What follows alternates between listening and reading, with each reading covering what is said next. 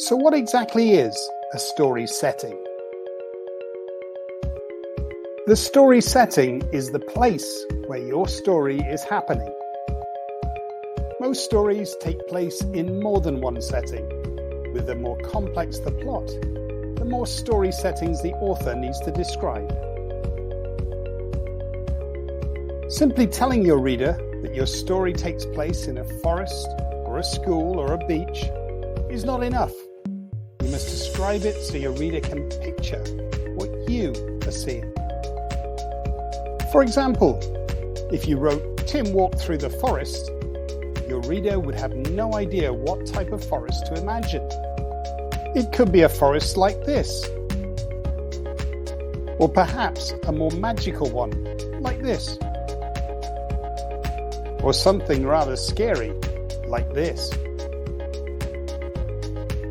It is crucial that you don't simply explain where the story takes place, but describe that setting in detail. When planning your stories, it's important to think deeply about the setting. What will the physical location of your story be? Is it going to be set in the past, the future, or in modern day? What time of year is it? Is it day or is it night? And what's the weather going to be like? Tip 1. Describe your setting using all of your senses. As she headed down the jetty, Sarah felt the smoothness of the well-walked wooden planks beneath her bare feet. The smell of smoked fish grabbed her attention. The village was alive with a chorus of murmuring voices and boats being paddled to shore. Tip 2. Don't tell your reader the location of your story. Show them. The automatic doors opened swiftly as Jade strode in. She glanced quickly at the cluster of signs and pressed on down the wide, polished corridor. Ahead of her, a set of double doors flew open and a trolley, pushed by 5 concerned faces, passed rapidly by. The smell of antiseptic caught at the back of her throat. Pushing through the doors at the end of the corridor, she emerged into a brightly lit room. Rows of plastic seats groaned with injured people. Where was Manny? The call had been brief. All she knew was that Manny was here somewhere. The paragraph makes it pretty clear that this story is set inside a hospital, and yet the word hospital was never used. Tip 3. Make sure you describe the weather or the season the story is set in.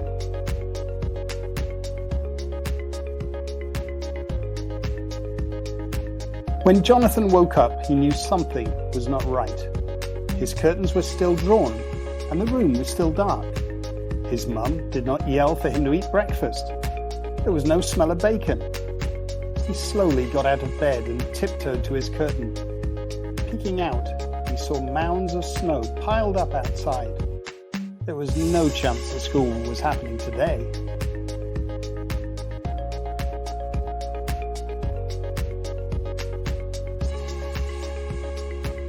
October had arrived, spreading a damp chill over the grounds and into the castle. Madame Pomfrey, the nurse, was kept busy by a sudden spate of colds among the staff and students. Tip 4. Describe your setting as your characters interact with it. You want to give your reader the impression that they're watching a movie unfold, rather than listening to a description of a photograph.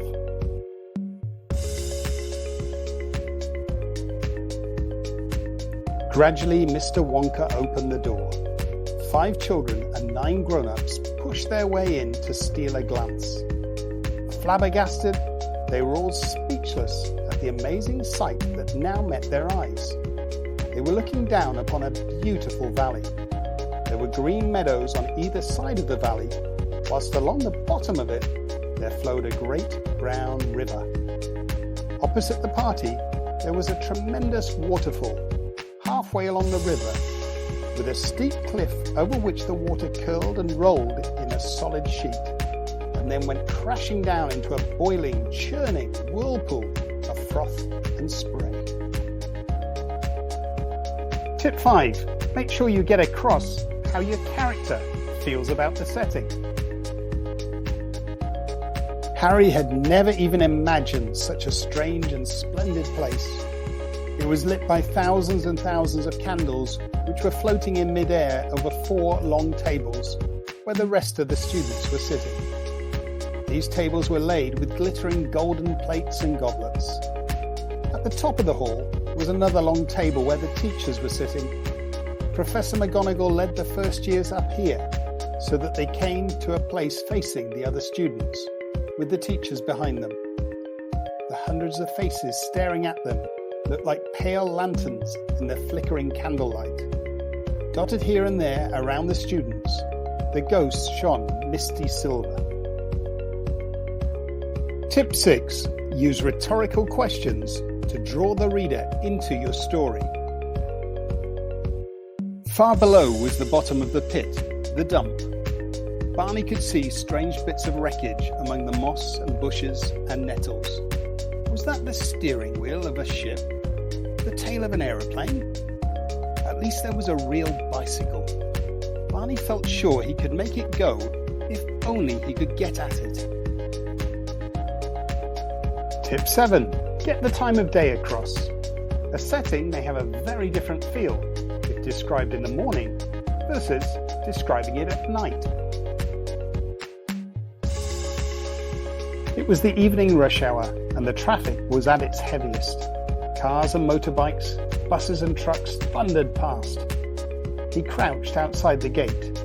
He was confused and dazzled by their lights.